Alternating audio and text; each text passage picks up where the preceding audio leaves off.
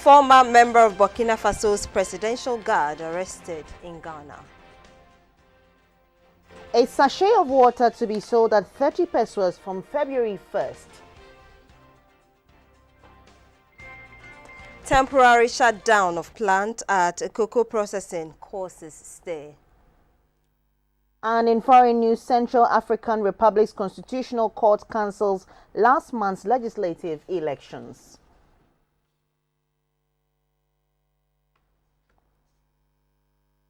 Hello, good evening, and thanks so much for joining us. This is News Hour coming to you live on your all news channel, GBC24 and GTV. My name is Akpene Avo Ajaja. And my name is Selike Makola Chiapalo. Also here with us is our sign language interpreter for today, Robert Frimpong Manso. A former member of the Presidential Guard of Burkina Faso has been arrested at Golu in the Upper West region. The police have confirmed that the man, whose name is being withheld for security reasons, is on the wanted list of the neighboring country's security agencies. Swala Abdul Wahab is the correspondent for GBC24 in the Upper West region, and earlier in the day, he had this update on the arrest, which comes days after an attack in the capital of the cotton major producer, which left a number of people dead. I can confirm the arrest of the 40-year-old former presidential guard of the Blaise Compaoré. His name has now been made known. He's called Zure Prima. According to the regional police crime officer, Alhaji Hussein Musa Awuneba, he told the media that the man was arrested on the 23rd of this month, just a day after he entered into the country at Golu. And he was arrested after a tip-off from the residents of the area. According to him, when he entered the town, his moves were suspicious. So based on that, the people reported the man to the police, and he was subsequently arrested and interrogated. The regional crime officer, Superintendent Awuniba, said after the interrogation, it came out that the man has not committed any crime in Ghana here. Okay. But when the security in Burkina Faso was contacted, it said it has been looking for him. And so arrangements, as we speak, are being made to send him back to Burkina Faso for further interrogation. 1st February, a sachet of water will now be sold at 30 pesos. This means a bag of sachet water will now cost 5 cedis instead of 3 cedis. The National Association of Sachet and Packaged Water Producers is pointing to the recent upward adjustment in utility tariffs as the reason for the increase. Water is an indispensable commodity. Without it, life can be difficult. That is why people walk long distances to search for water in rural areas. On the other hand, access to water in the urban areas is not all that difficult. Medical experts recommend a daily intake of 2 liters of water or 8 glasses of water. This bottle contains 500 milliliters of water, and 4 of this makes 2 liters. With the announcement that the price of sachet water is going to be increased from 20 pesos to 30 pesos, pressure will be put on the pockets of consumers. A walk through parts of the capital showed that even the retailers are not happy about the upward adjustment of the price of a sachet of water. For instance, when the price of a bag of sachet water was sold at 3 cedis, they make a profit of 2 cedis 50 pesos. But now that the bag of sachet water is going to be sold at 5 cedis, they will have no option than to pass it on to the consumers. They increase it, we will struggle before we sell. Even customers are even complaining now. About 20 pesos,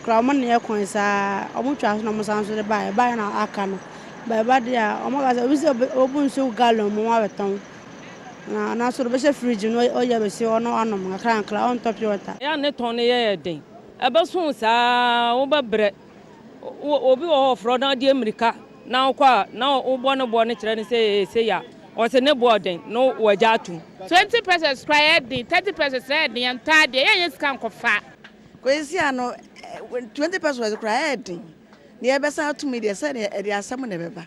Some consumers interviewed expressed worry about the move by the producers of water to increase the price from 20 pesos to 30 pesos. Already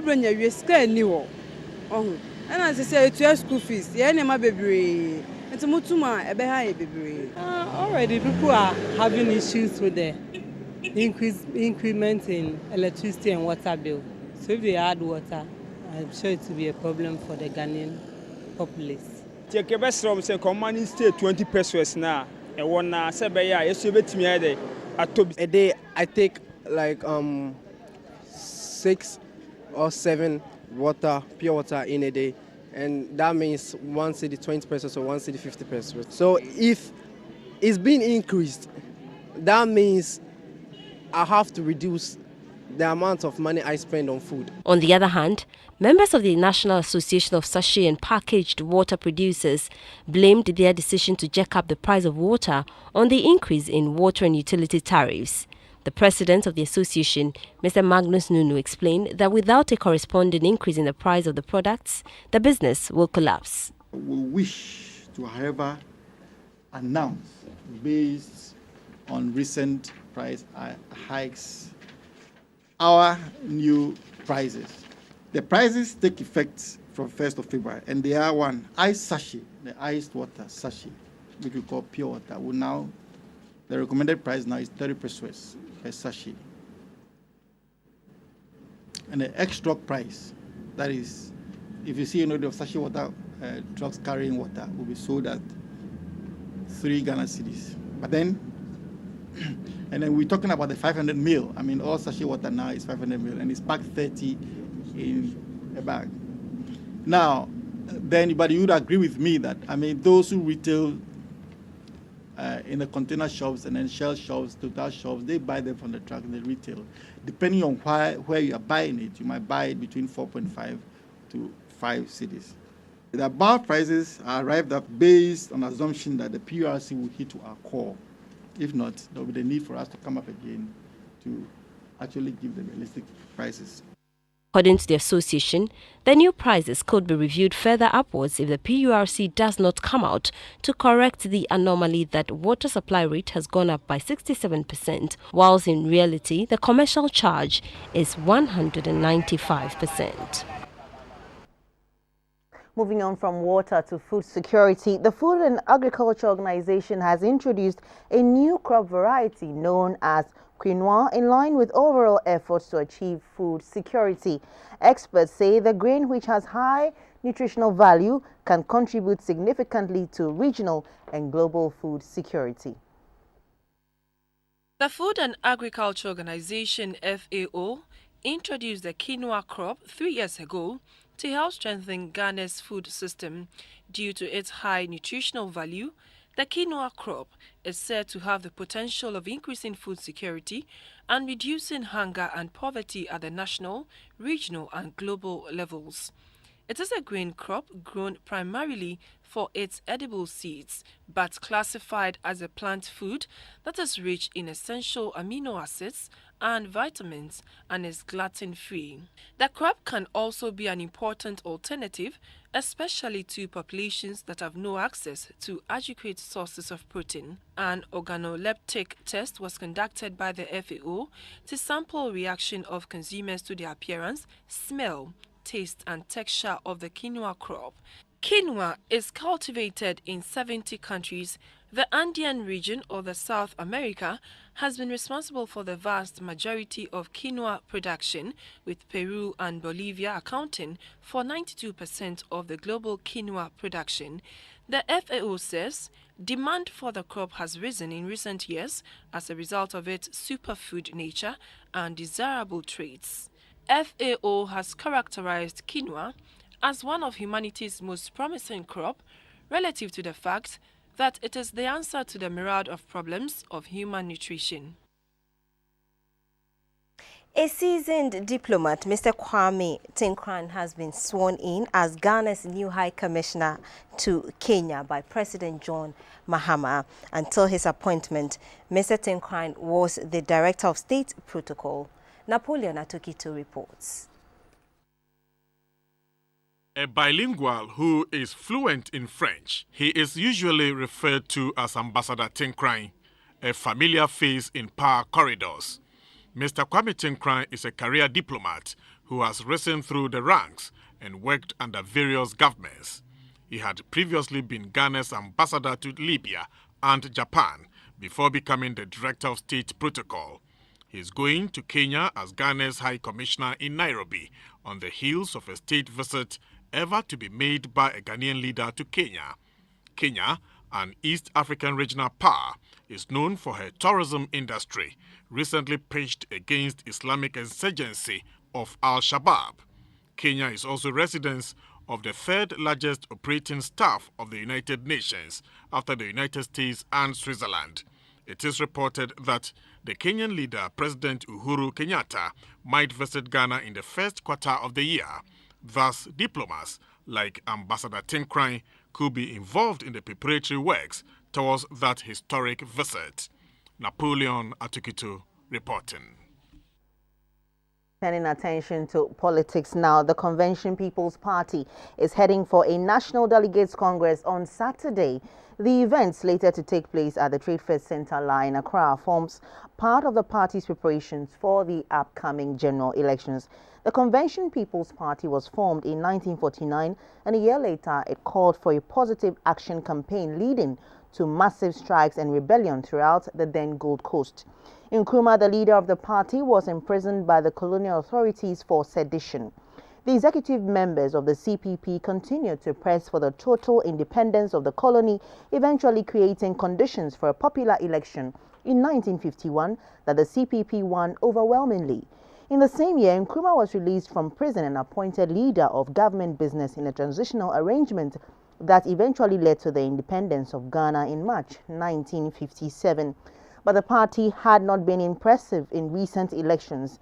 At Congress on Saturday, the CPP will be seeking to elect a presidential candidate who can lead it to victory in 2016.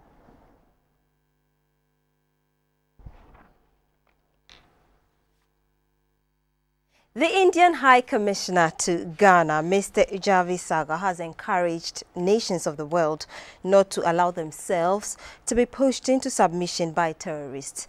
Mr. Saga's call comes on the heels of terrorist attacks in Burkina Faso and Mali. India is marking her 67th Republic Day. The flag-raising ceremony, which came off at the Indian High Commission in Accra, drew Indians resident in the country to mark the 67th Republic Day. The High Commissioner called on countries to solve their problems through dialogue. There is a civilized way to bridge disagreement. Dialogue, ideally, should be a continual engagement, but we cannot discuss peace under a shower of bullets.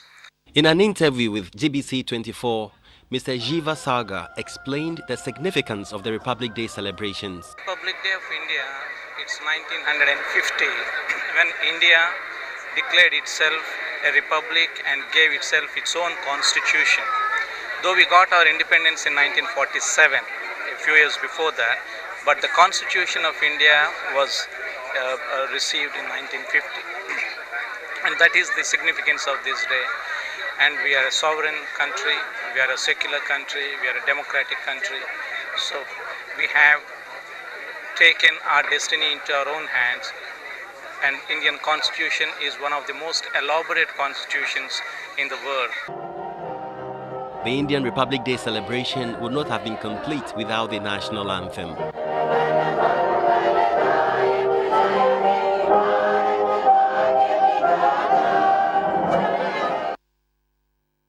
This is News Hour live on your all-news channel GBC24 and GTV. Shortly, Maurice Ogbete will be joining us with the business news.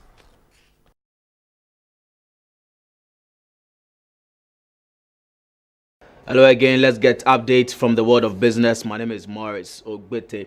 Now, the meeting between the government and organized labor on the utility tariffs has ended inconclusively once again. The two sides will meet again tomorrow, the 27th of January, at the Flagstaff House. The committee have accordingly directed the ECG, as it has already taken steps to bring this process to an end within the next 14 days, so that persons who were overcharged or who got bills that were undeserving arising out of the software computation problems are largely addressed by the ECG. The committee have also noted today an improvement in the position of organized labor by tabling some adjustment to their previous position at the level of the stakeholder.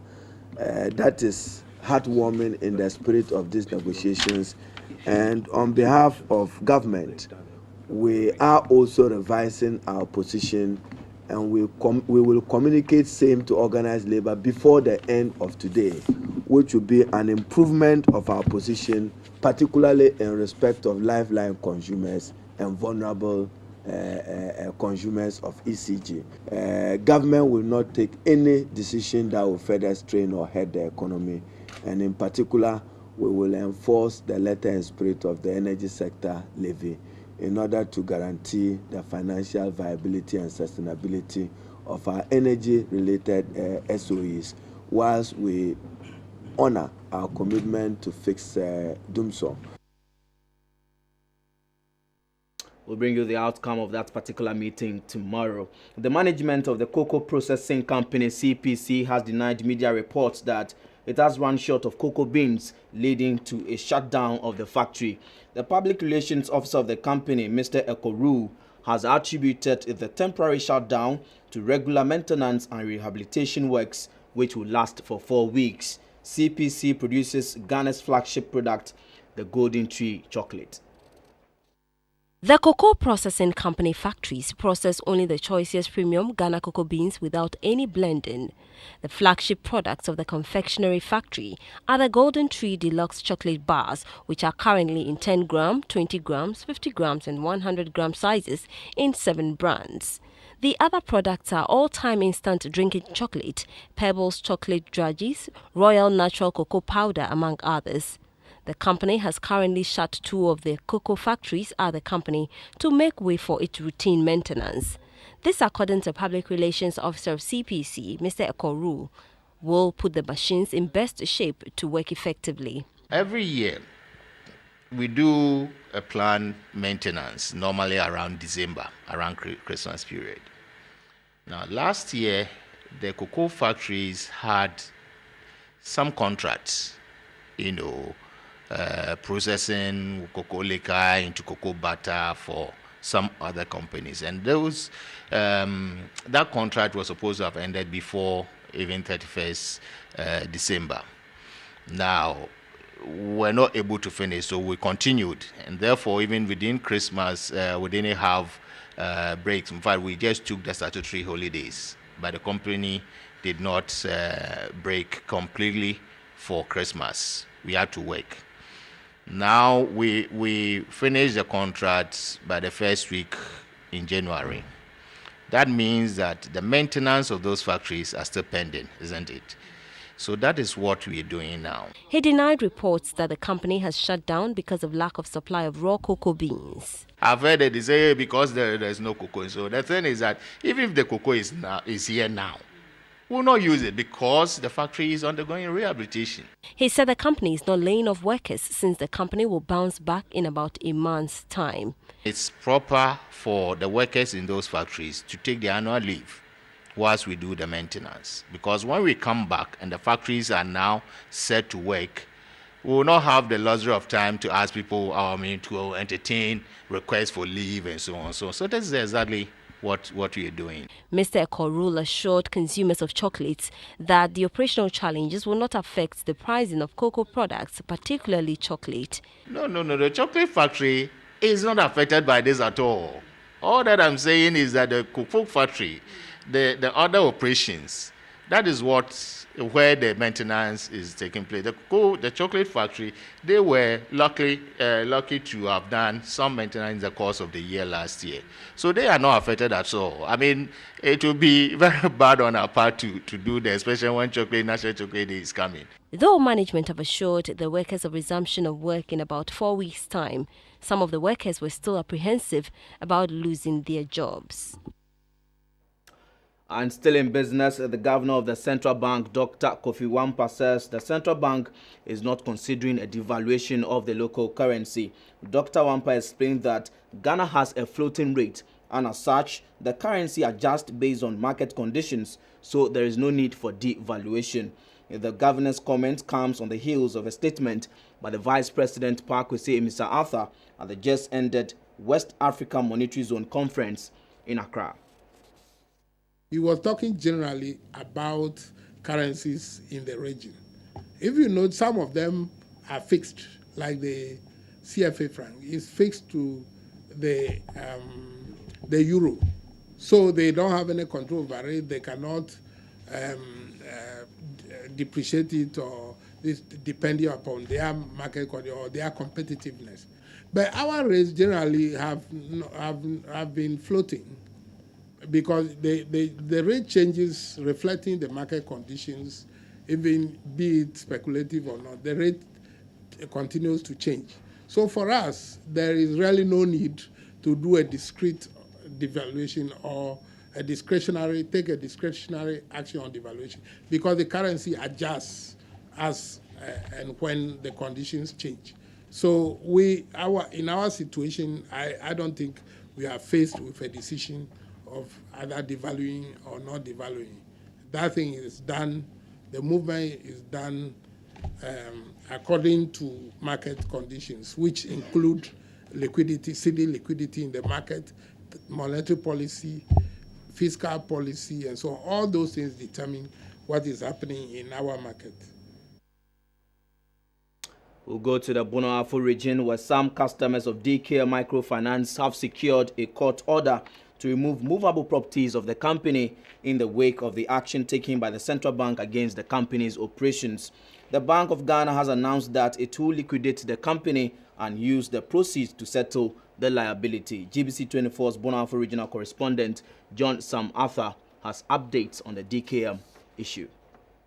The battle by aggrieved customers of DKM and other microfinance companies, especially Justa Motors and DKM, have moved the battle, for their monies to the courtrooms now. These days it's all about the legal realm. Like you said in your intro, a number of individual customers, have gone to court on their own, to try as much as possible to get lawyers to help them retrieve their monies. And this is coming in thick and fast. Just yesterday, we saw similar thing happen here in Sunyani at the headquarters of DKM. Last week, another court in Sunyani, the Sunyani Court B, also ruled that the assets of DKM in Brekum, also be seized, for possible sale to recoup monies to pay off, their debt customers.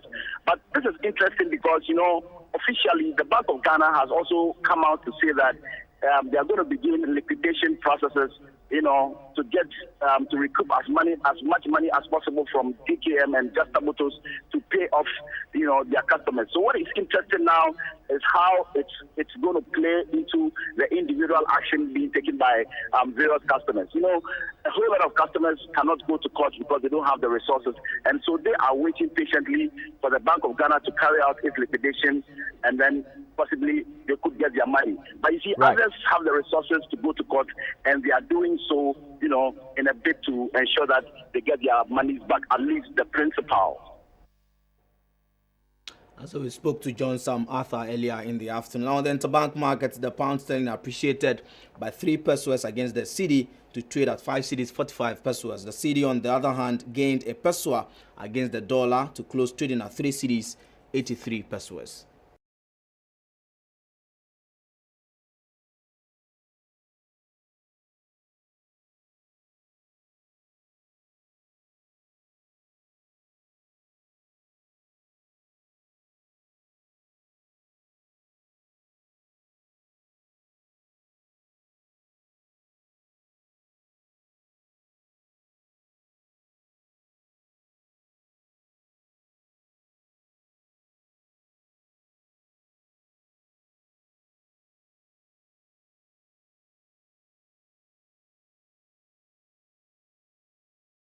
We also bring you latest prices of gold, cocoa and oil on the international commodities market.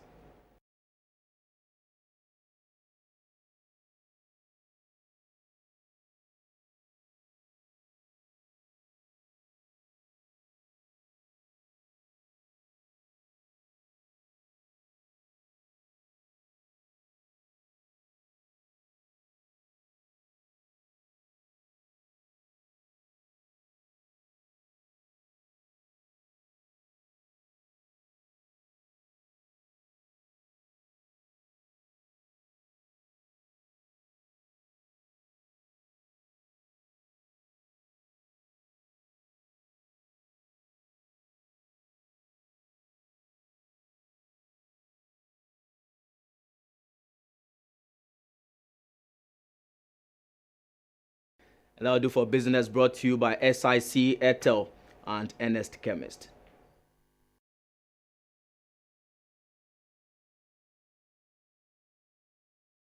Welcome back. Now the health segment, and this segment is brought to you in association with FPAC, Blows Your Pain Away.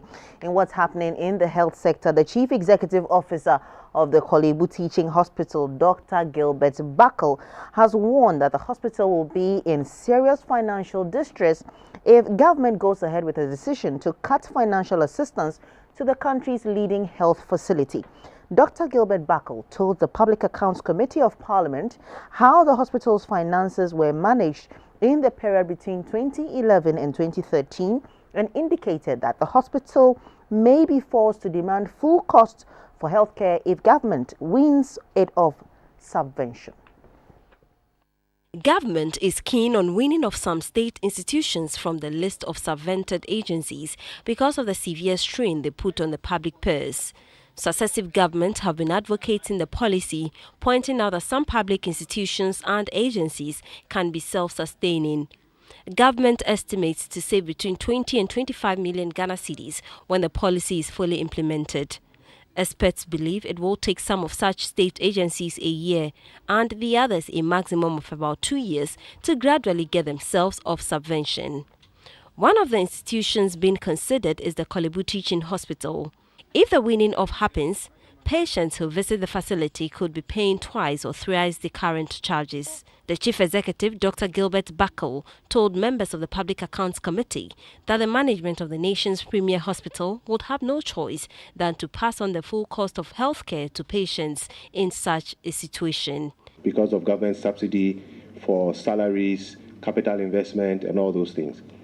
So if you look at cardiothoracic center where you go for a valve replacement for 15,000-20,000 cedis, you are talking of costs moving up to that level. So it is possible, but then it's going to have major cost recovery implications for the general population for the cost of care. Meanwhile, Health Minister Mr. Alex Segbefia also said the cost of electricity and water consumed in all health facilities will be borne by the ministry using part of the budgetary allocation for goods and services. Already, some 8 agencies, including the Ghana Water Company and the Electricity Company of Ghana, have reportedly been selected to be taken off subvention. Still in the health sector, adolescents face a host of challenges growing up. One of the key areas of concern is sexual reproductive health. The School of Public Health of the University of Ghana is training facilitators to undertake education on adolescent sexual reproductive health issues across the country. Statistics available at the School of Public Health show that about 14% of adolescents aged 15 to 19 years have given birth in Ghana. In Bona Hafu, Central and Volta regions, 1 in 5 of all adolescent girls aged 15 to 19 years living in rural areas are either pregnant or already have children. The School of Public Health Sciences of the University of Ghana is collaborating with Palladium, DFID, and the Ogbafemi Alowolo University to address the challenges and reduce the prevalence of these problems. The Dean of the School of Public Health of the University of Ghana, Dr. Richard Adenu, gave the rationale for the training. Training is very relevant considering the fact that issues of adolescent sexual and reproductive health have been overlooked over the years, despite the difficulties that countries face due to this neglect. And we know that early pregnancy, difficulties in accessing contraception and safe abortion, and the high rates of HIV and sexually transmitted infections are some of the challenges faced by adolescents in countries all over the world. The head of department of the School of Public Health, Professor Augustine Ankuma, was hopeful the participants would come up with ideas to address the issues bordering on adolescent health. The workshop will end on 5th February. Let's move on to an appeal. 37-year-old Harriet Boateng has been scheduled for surgery in India.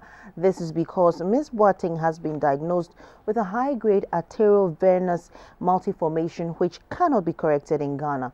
The condition has impaired her vision and she needs about $10,000 to undergo surgery.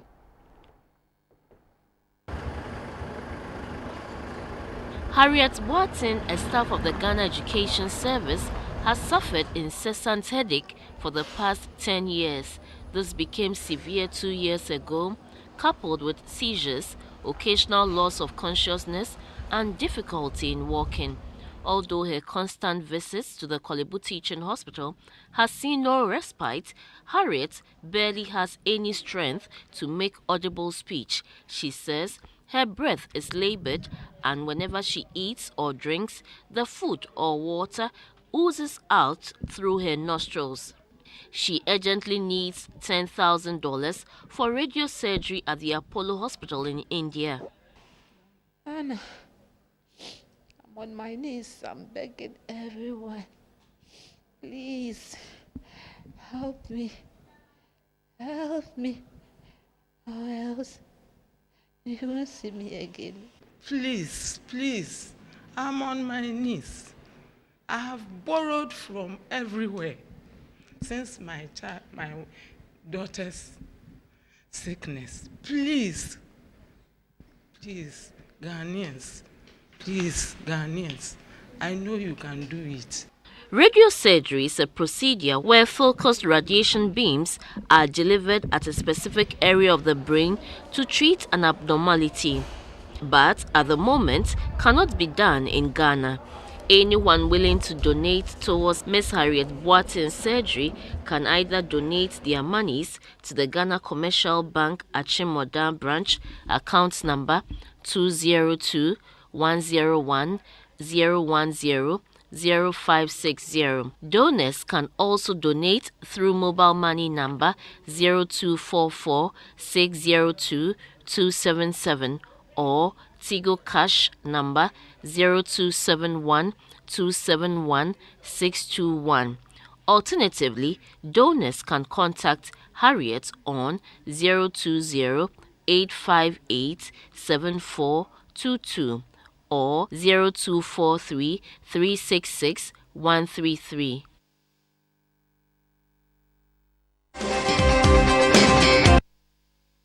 We wrap up the health segment brought to you by FPAC. Coming up is the international news. Do stay.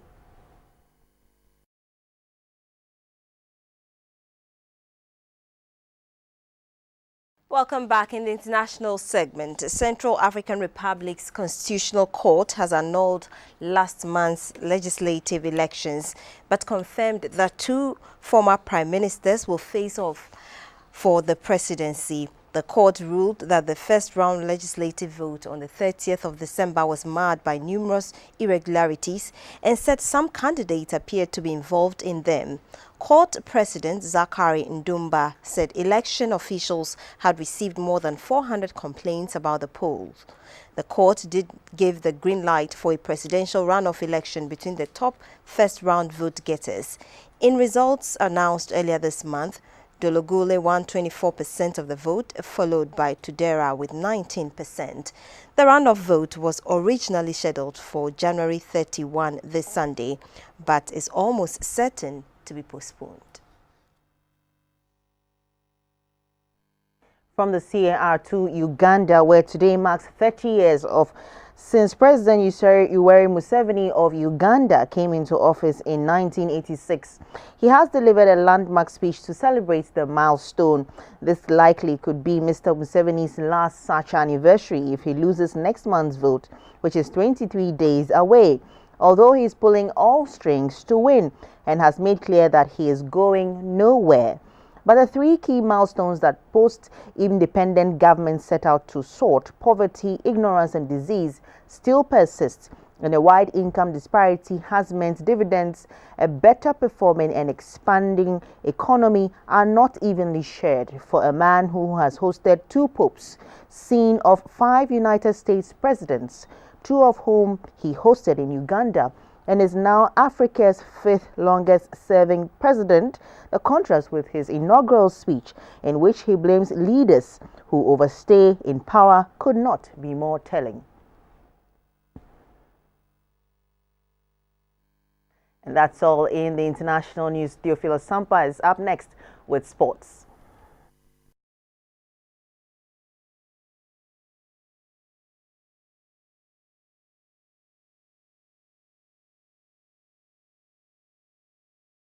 Good evening. By kindness of Ejapias, Tornado Betters and Lonat, let's talk sports. I'm Theophilus Semper. Staying in Accra, 2 of Ghana's finest table tennis players, Felix Lartey and Derek Abrifa, will represent Ghana at the forthcoming 2016 ITTF Africa Top 16 tournament. The competition comes off in Khartoum next month.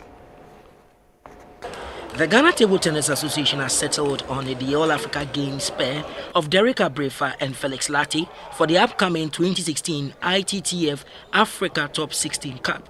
The pair won bronze at the event. The ITTF Africa Top 16 Cup is also serving as the ITT Africa Rio Olympic Qualification Tournament. The performance of the two, who are officers of the Ghana Immigration Service, attracted the attention of officials outside the world of table tennis as they contributed to Ghana finishing 8th at the event and thus qualifying for the ITTF Africa Top 16 Cup. The two at the just ended Ghana Table Tennis Top 8 competition in Accra finished at the top 4. Whilst Abrifa, the defending champion, finished third, Lartey stormed to the first position. Abrifa says he has learned valuable lessons ahead of the competition. Right now, I think with this tournament, I've been able to I've seen my mistake, and then I thank God. If I had won this game, I don't know, maybe I will still relax. But losing and then placing the 3rd position in Ghana and going to Africa at large, I think I have a lot of work to do. So from now, I wouldn't rest at all. I will continue and train extra hard than I did for this competition. I've seen my mistakes, I'll prepare for it, and when I go, I'll make sure I make Ghana proud. He touched on some challenges. One of the major problems we've been facing here is equipment and sponsorship. Yeah, our equipments are a bit expensive, and so sometimes we have to go through a lot before we'll be able to get the required equipment and the standard for the ITTF, international approved standard. This competition that we were playing, if you could see, I was playing red and red because I had a shortage of rubbers, equipment, so I had to manage to pace red and then come and play and defend my title. It's not an excuse though, but it's one of the problems we are facing. We are appealing to organizations and other private institutions to come and sponsor the game. They will enjoy it. You all saw the game, and then table tennis is a nice game. Everybody will enjoy it.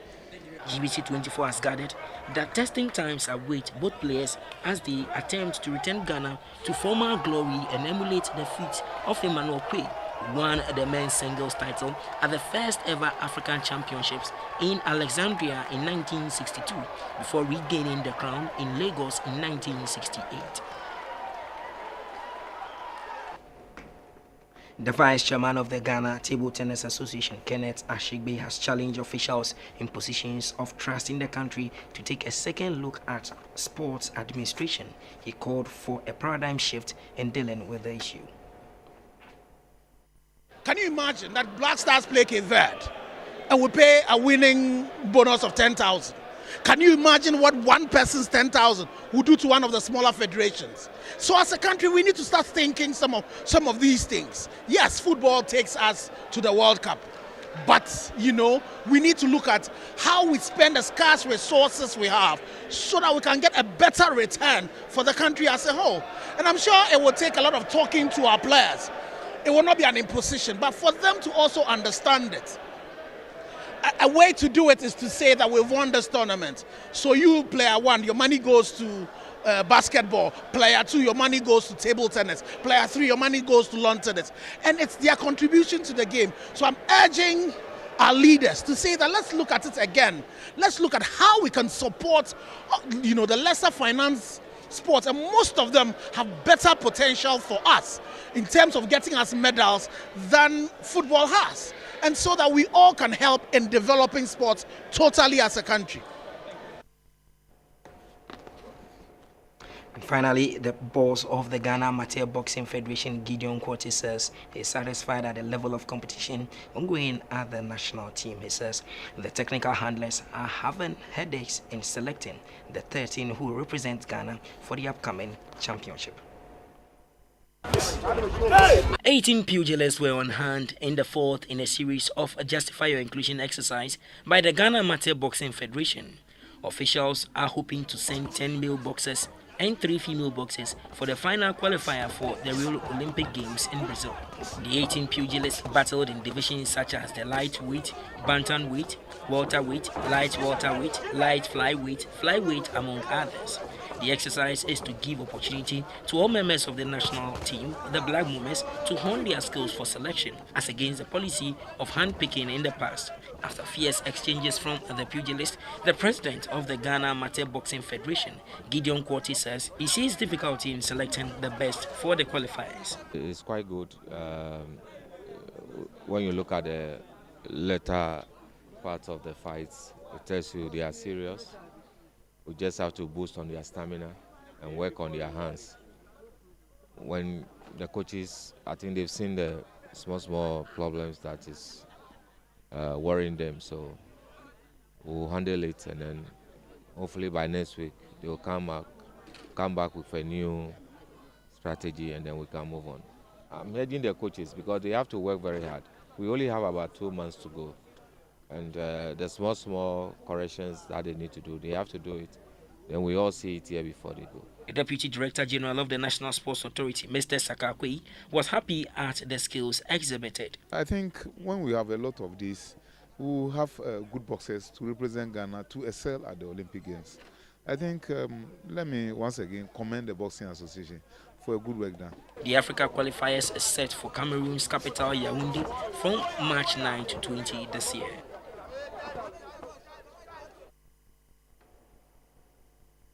That's all for sports.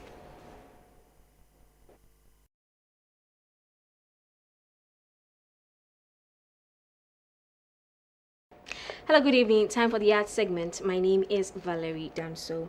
Jamestown, one of Accra City's oldest suburbs, is home to many legacies from the colonial era.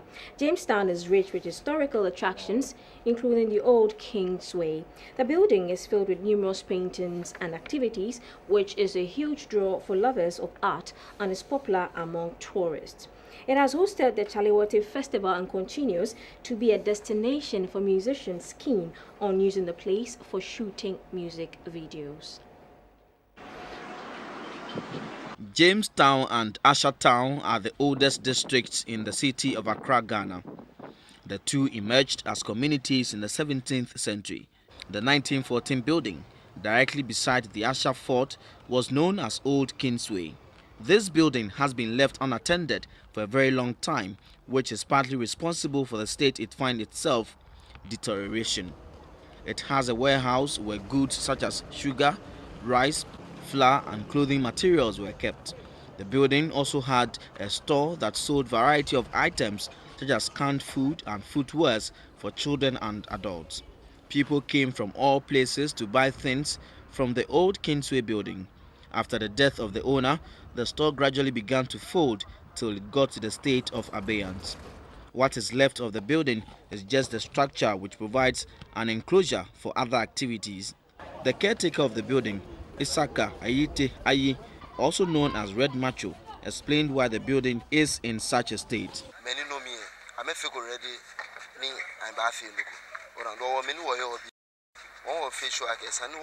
The owners are not ready to use it for anything, so we are taking care of it to prevent people from dumping rubbish here.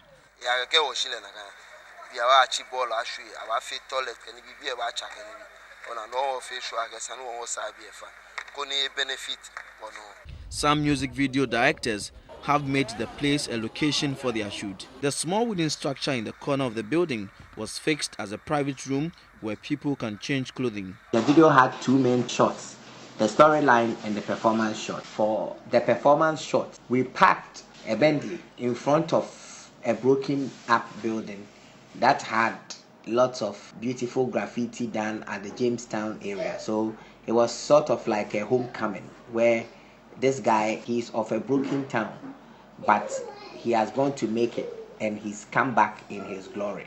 The Chalewote Street Art Festival is one of the activities that brings the building and its environs to life. Art lovers, including painters and designers, fill the high street to exhibit their talents to the largely enthusiastic public. Until the owners determine a clear-cut purpose for the space, the building will remain a landmark hanging in the balance. It was a thrilling experience at the Indian High Commission in Accra when children of Indian descent put up a splendid performance to mark the Republic Day of the world's biggest democracy.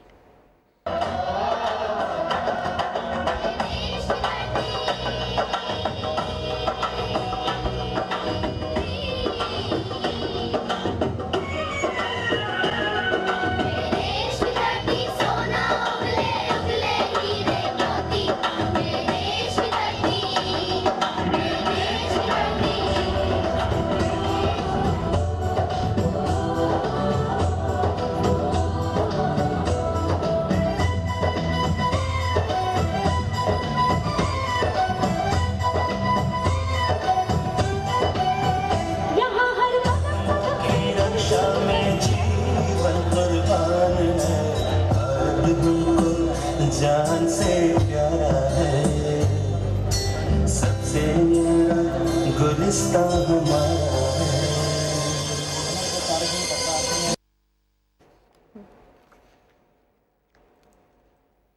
That's all in this segment. Have a good evening.